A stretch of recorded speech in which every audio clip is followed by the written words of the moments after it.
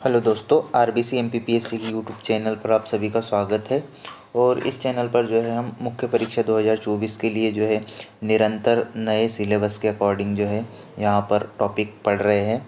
और आज जो है हम हमारी जो है पेपर थर्ड पार्ट बी की यूनिट फोर्थ जो है राष्ट्रीय स्वास्थ्य कार्यक्रम वो स्टार्ट कर दी थी। और इसमें हमारा जो अगला इसका पार्ट 3 है और अगला टॉपिक जो है हमारा इसमें राष्ट्रीय टीकाकरण कार्यक्रम जो है आज हम इसको कंप्लीट करेंगे।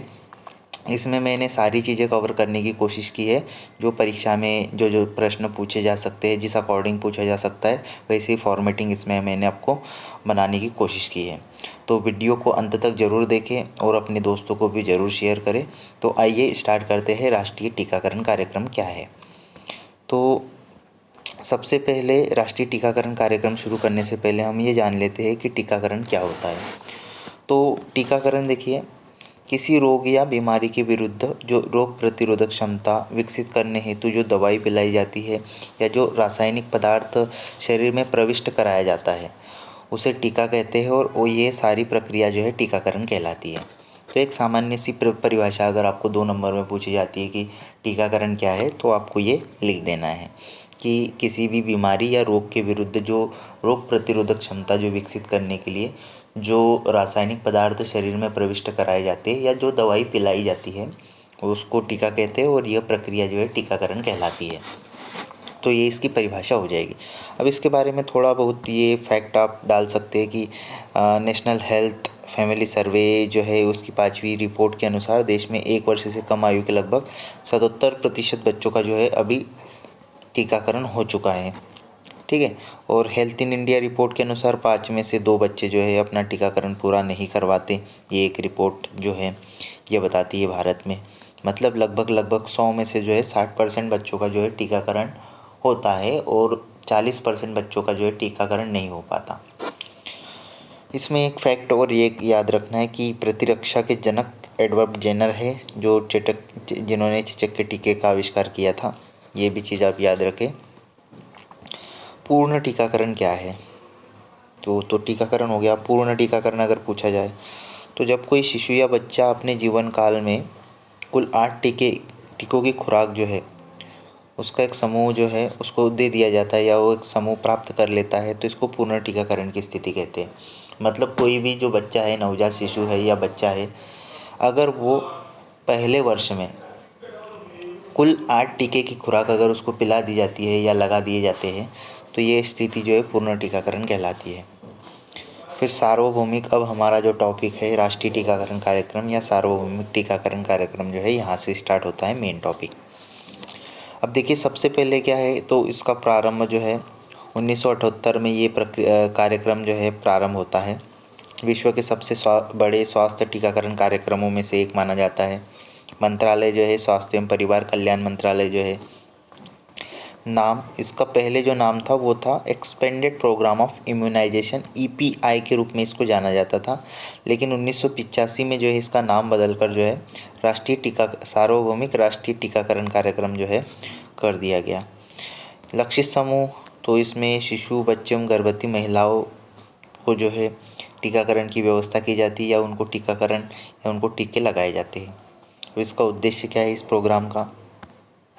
तो उद्देश्य देखिए, टीकाकरण कवरेज में तेज़ी लाना, सेवाओं की गुणवत्ता में सुधार लाना, शिशु, बच्चों, महिलाओं को प्रतिरक्षित करना, वैक्सीन निर्माण में आत्मनिर्भरता प्राप्त करना।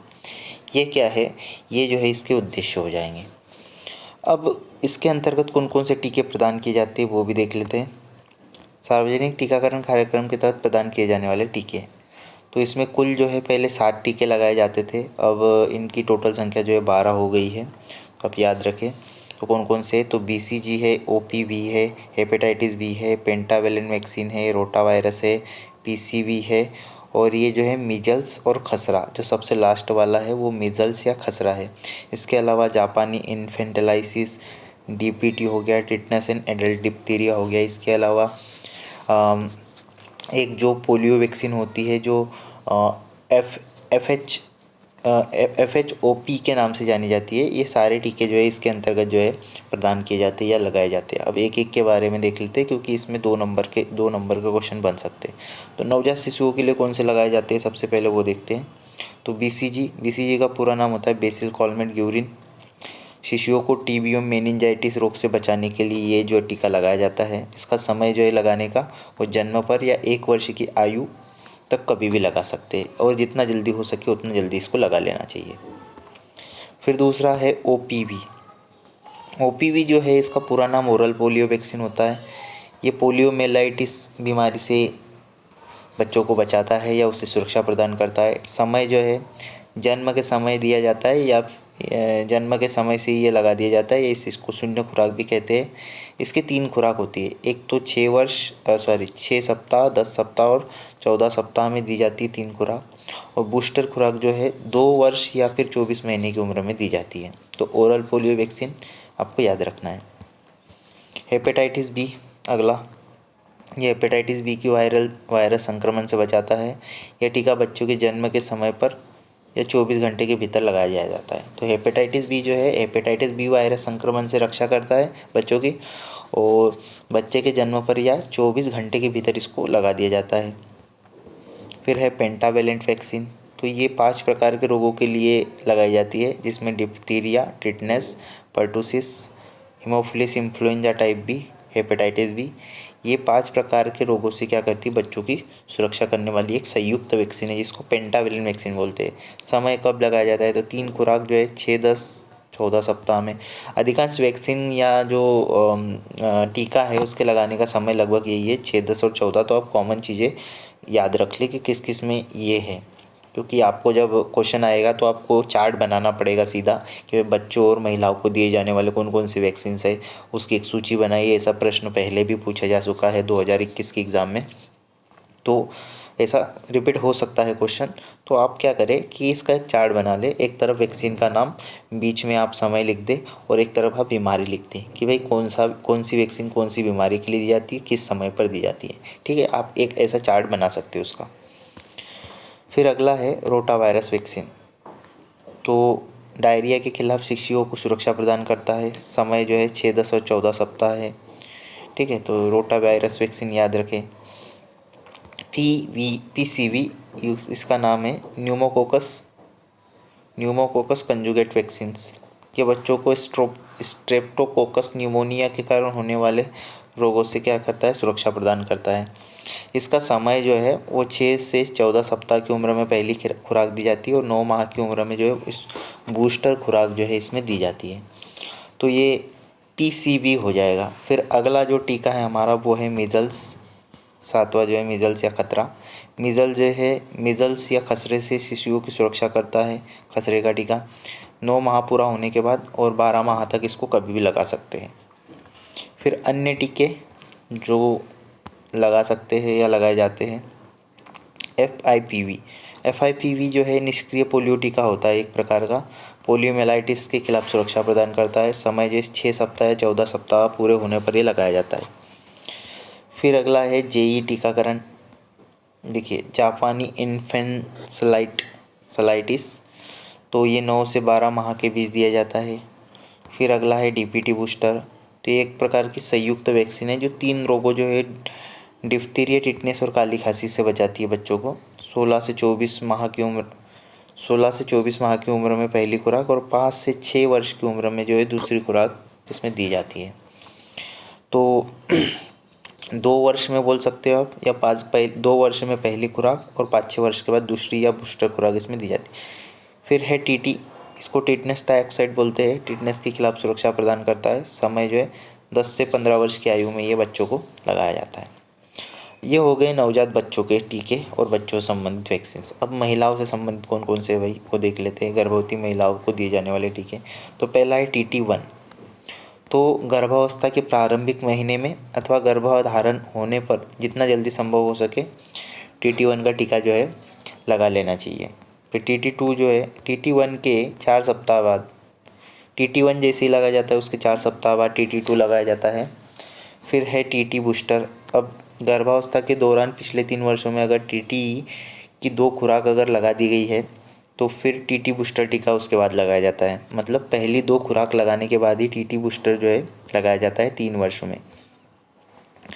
वर्तमान समय में टीटी के स्थान पर जो है टिटनेस एडल्ट डिप्थीरिया का टीका जो है गर्भवती महिलाओं के साथ साथ 10 से 16 वर्ष के बालक और बालिकाओं दोनों को भी ये लगाया जा रहा है। तो आप ये याद रखें, महिलाओं को 3 टीके लगाए जा रहे हैं, गर्भवती महिलाओं को TT1, TT2 और टीटी बूस्टर में अब कौन सा लगाया जा रहा है, तो बूस्टर में लगाया जा रहा है टिटनेस एडल्ट डिप्थीरिया, जो अब महिलाओं को भी लगाया जा रहा है। मतलब गर्भवती महिलाओं के साथ साथ जो बच्चे हैं 10 से 16 वर्ष के, जिसमें बालक और बालिकाएं दोनों आ गई, मतलब लड़के और लड़कियां दोनों को लगा सकते हैं। फिर आगे आता है हमारा जो टीकाकरण कार्यक्रम है वो है मिशन इंद्रधनुष। इसके बारे में क्वेश्चन पूछा जा सकता है। 2 नंबर में तो डेफिनेटली ये बन सकता है, या हो सकता है 7 नंबर में भी बन जाए, या 11 नंबर में 10 नंबर में भी बन जाए। तो इसको देख लेते हैं। तो इसकी शुरुआत जो हुई है वो 25 दिसंबर 2014 से इसकी शुरुआत मानी जाती है। मंत्रालय जो है स्वास्थ्य एवं परिवार कल्याण मंत्रालय जो है इसका नोडल एजेंसी है। उद्देश्य क्या था इसका, तो 2020 तक जो है उन बच्चों का टीकाकरण करवाना था जो टीकाकरण से वंचित रह गए थे। ठीक है। अब इसके अंतर्गत इसका नाम जो है इंद्रधनुष जो रखा गया था, वो इंद्रधनुष के 7 रंगों के समान इसमें 7 प्रकार के टीके जो है लगाए जाते थे, इसलिए इसका नाम जो है मिशन इंद्रधनुष रखा गया था कि इसमें 7 टीके लगाए जाते थे। तो 7 टीके कौन कौन सी बीमारियों के लिए, तो डिप्थीरिया, काली खांसी, hepatitis B, tetanus, polio, TB और खसरा थे। इसका जो पहला चरण जो है 201 जिलों में इसमें सर्वोच्च प्राथमिकता दी गई थी पहले, कि 201 जिलों में इसको लागू करना है। फिर बाद में दूसरे चरण में 297 जिलों को लक्ष्य बनाया गया। फिर अप्रैल 2015 से जुलाई 2017 के बीच चलाए गए इस कार्यक्रम में लगभग 25.5 मिलियन बच्चों को और 6.9 मिलियन गर्भवती महिलाओं को जो है इसमें टीके लगाए गए या कवर किया गया। इसमें लगभग 6.7% की वृद्धि हुई थी पूर्ण टीकाकरण में। तीव्र मिशन इंद्रधनुष, इसी को देखते हुए सरकार ने फिर तीव्र मिशन इंद्रधनुष जो है 2015 से 17 तक चलाया। इसके तहत सरकार का लक्ष्य था कि 2 वर्ष से कम आयु के बच्चों को जो है और सभी गर्भवती महिलाओं को टीकाकरण करवाना है जो टीकाकरण से वंचित रह गए थे। 2020 तक पूर्ण टीकाकरण का लक्ष्य इसमें रखा गया था। इसके बाद फिर सघन मिशन इंद्रधनुष 1.0 चलाया गया 2017 से। शहरी क्षेत्रों के टीकाकरण पर ध्यान देना इसका उद्देश्य था, जो मिशन इंद्रधनुष के तहत छूट गए थे। अब इसके तहत क्या था कि इसमें 2020 के बजाय 2018 तक की 90% से अधिक टीकाकरण का लक्ष्य जो है इसमें प्राप्त करना था, और इसमें कुछ चुनिंदा जिलों और शहरों में टीकाकरण के सुधार पर ध्यान केंद्रित किया गया, जिससे भाई टीकाकरण की कवरेज को बढ़ाया जा सके। सघन मिशन इंद्रधनुष 2.0 क्या है, तो ये 19-20 में प्रारंभ हुआ। इसमें 27 राज्यों के कुल 272 जिलों को पूर्ण टीकाकरण कवरेज का लक्ष्य रखा गया था। इसका लक्ष्य जो था 2022 तक कम से कम 90% से अधिक जो है टीकाकरण का कवरेज के लक्ष्य को हासिल करना था इसका। इसके अलावा फिर सघन मिशन इंद्रधनुष 3.0, तो सभी आबादी का टीकाकरण करवाना जहां टीके के वितरण का अभाव है। यह कार्यक्रम जो है 2 चरणों में संपन्न हुआ, जिसमें 29 राज्यों और केंद्र शासित प्रदेशों के 250 से अधिक जिलों में ये आयोजित किया गया सघन मिशन इंद्रधनुष 3.0। ठीक है, ये लगभग मतलब कोविड के समय स्टार्ट हुआ था ये शायद, तो आपको इसको याद रखना है। फिर सघन मिशन इंद्रधनुष 4.0 जो है ये हमारा जो है कोविड का जो पूरा हमारा टीकाकरण हुआ वो इसी दौरान हुआ। सघन मिशन इंद्रधनुष 2021-22 तक ये पूरा चला। सघन मिशन इंद्रधनुष 5.0 जो अभी 2023 से चल रहा है। ठीक है, एक नोट याद रखें कि राष्ट्रीय टीकाकरण दिवस जो है 16 मार्च को मनाया जाता है। 2 मार्क में पूछा जा सकता है, और इसकी थीम वगैरह भी आप नई वाली देख सकते हो कि 2024 में इसकी थीम क्या रही है। फिर टीकाकरण का महत्व क्या है, तो देखो सबसे पहले तो ये संक्रामक रोगों से बचाव सुरक्षा प्रदान करता है। वर्तमान में जो रोग प्रसारित है तथा भविष्य में जो फैलने वाली बीमारियां हैं उससे बचाव हो जाता है, उससे सुरक्षा हो जाती है। बच्चों को जो है घातक बीमारियों से बचाता है। टीकाकरण के द्वारा बच्चों का बौद्धिक और शारीरिक विकास संभव हो जाता है। रोग प्रतिरोधक क्षमता जो है स्थायी रूप से बनी रहती है। तो ये था टीकाकरण का महत्व। तो दोस्तों ये था हमारा आज का टॉपिक जो है राष्ट्रीय टीकाकरण कार्यक्रम, जिसमें मैंने सभी चीज़ों को इसमें कवर करने की कोशिश की है। तो ये वीडियो अगर आपको अच्छा लगा हो तो इस वीडियो को ज़रूर शेयर करें और कमेंट बॉक्स में अपने सुझाव ज़रूर दें कि आपको जो है ये सीरीज़ पसंद आ रही है या नहीं। ठीक है, ज़्यादा से ज़्यादा इसको जो है लिखने का प्रयास करें, इसको आप नोट्स बनाएं अपने, और इस पर जो बनने वाले क्वेश्चन है, प्रीवियस ईयर क्वेश्चन है, उसको लिखने की कोशिश करें। ठीक है, वीडियो को जो है अंत तक देखने के लिए बहुत बहुत धन्यवाद। Thank you.